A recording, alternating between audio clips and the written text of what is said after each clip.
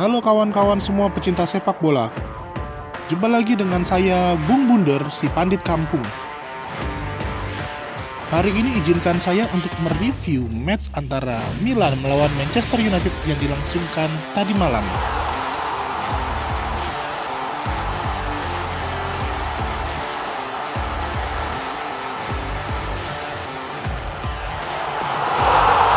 Babak pertama,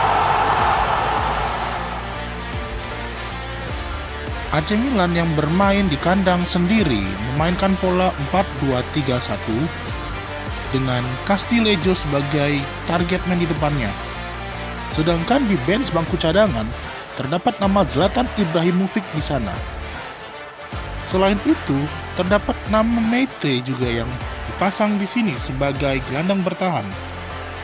Stefano Pioli sengaja menaruh Tonali di bangku cadangan, sedangkan kita ketahui bahwa Tonali merupakan gelandang tengah yang mampu memainkan peran layaknya seorang playmaker.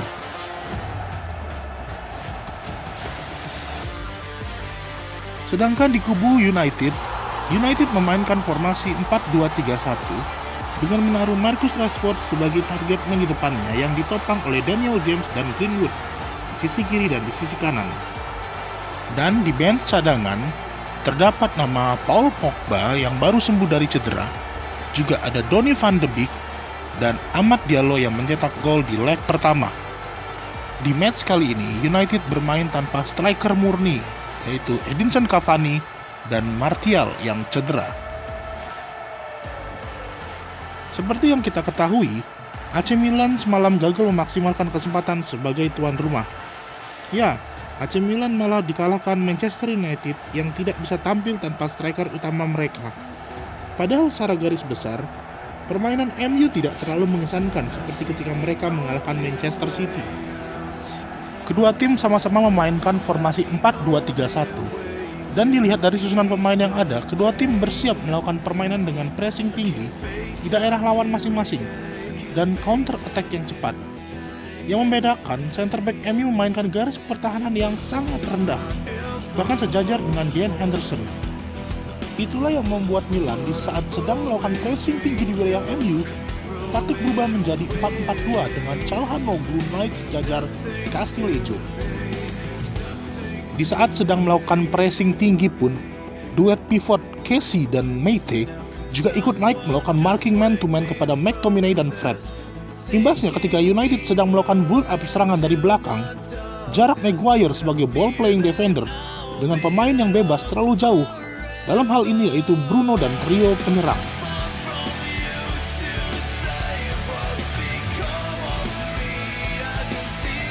Di babak pertama ini, MU juga lebih banyak melakukan kesalahan-kesalahan dasar. Fred, McTominay, dan Bruno Fernandes tidak tampil baik di babak pertama. Beberapa kali salah passing yang justru sebenarnya andai AC Milan dapat memaksimalkan kesempatan, dapat mencuri angka di babak pertama. Beruntung, duet center back MU bermain sangat disiplin, sehingga cukup banyak serangan Milan yang dapat dibendung.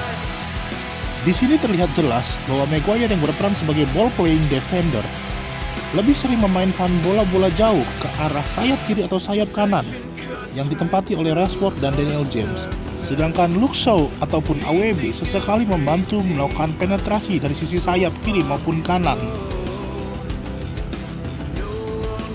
Di babak pertama, MU sempat menguasai di awal-awal pertandingan.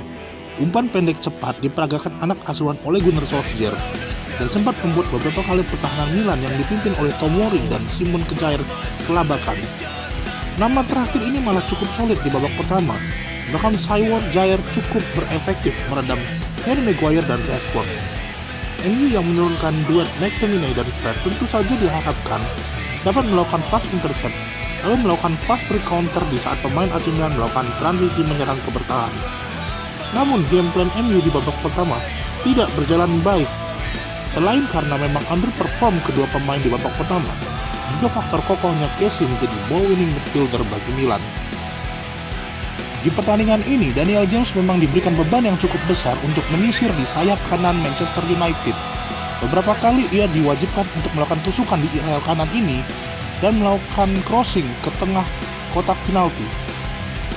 Namun di sepanjang babak pertama ini, setiap pergerakan-pergerakan Daniel James dibayangi oleh Theo dan juga Tomori yang membantu, sehingga setiap pergerakan-pergerakannya tidak menghasilkan efektivitas yang baik. Hal ini disebabkan karena Theo Hernandez dan Tomori melakukan penekanan kepada Daniel James hingga ke sudut lapangan, sehingga membuat jarak antara Daniel James dengan Greenwood, Rashford, dan Bruno Fernandes terlalu jauh. Ditambah lagi dengan sesekali Casey melakukan pressing kepada Daniel James, membuat situasi ini menjadi deadlock di bagian sayap kanan MU. Hal ini berimbas pada possession ball yang tergerus semakin banyak. Milan memimpin possession ball jauh di atas MU. Jadi ada satu momen di mana Daniel James menggiring bola sendiri, berhadapan 2 lawan 2 dengan Tomori dan Theo. James sebenarnya bisa melakukan terobosan kepada Greenwood, namun ia memilih untuk terus menggiring bola sampai ke dalam kotak penalti.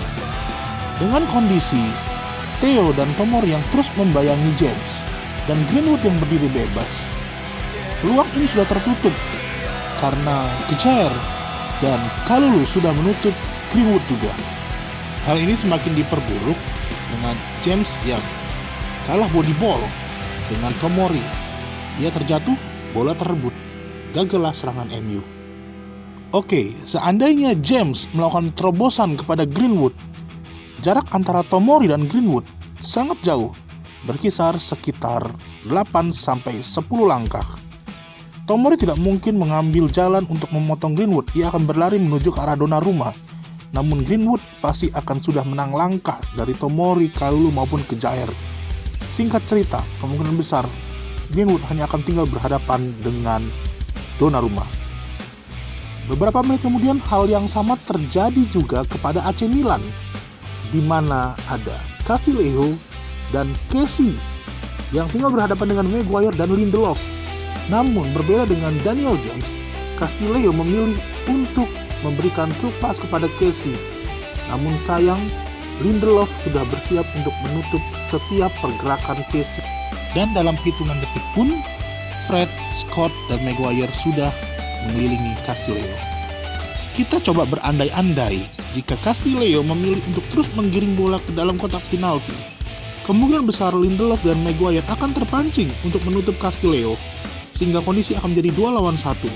Ketika 2 lawan 1 terjadi, Castillejo memiliki kesempatan untuk memberikan umpan kepada Casey, sehingga Casey akan juga berhadapan dengan Dan Henderson. Ini akan membuat MU mungkin kebobolan lebih dulu. Kembali ke serangan yang digagalkan oleh Lindelof. Lindelof memang sudah bersiap untuk memotong Casey. Ketika bola truk pas diberikan oleh Castillejo, Lindelof berlari tinggal beberapa langkah dan segera melakukan cut atau sliding cut.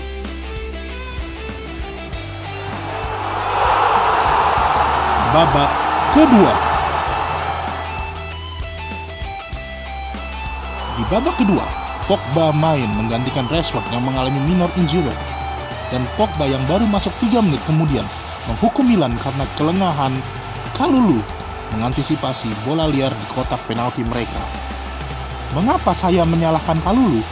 Kalulu berjalan tanpa mengindahkan Pogba yang berdiri sendirian.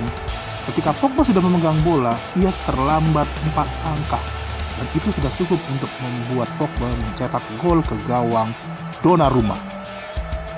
Dalam perputaran bola itu, hampir semua pemain AC Milan menutup pergerakan pemain Manchester United. Hanya Kalulu yang berdiri bebas, juga Hakan Çalhanoğlu.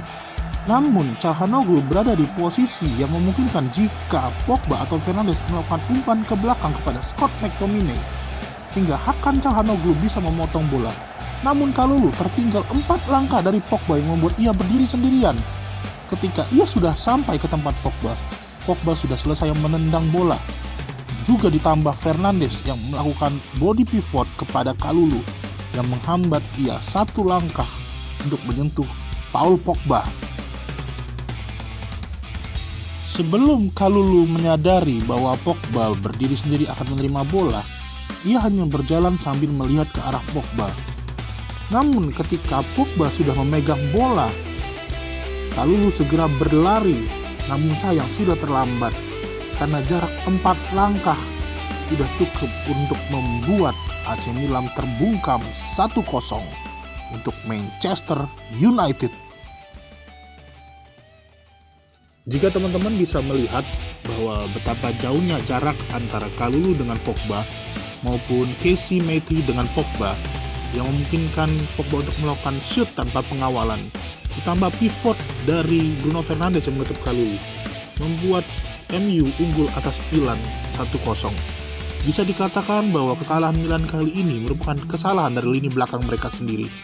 Juga kejeniusan dari Pogba yang memilih menendang langsung, tidak ke tiang jauh tapi tiang dekat. Saya Pandit Kampung, sampai jumpa di next video. Salam blunder.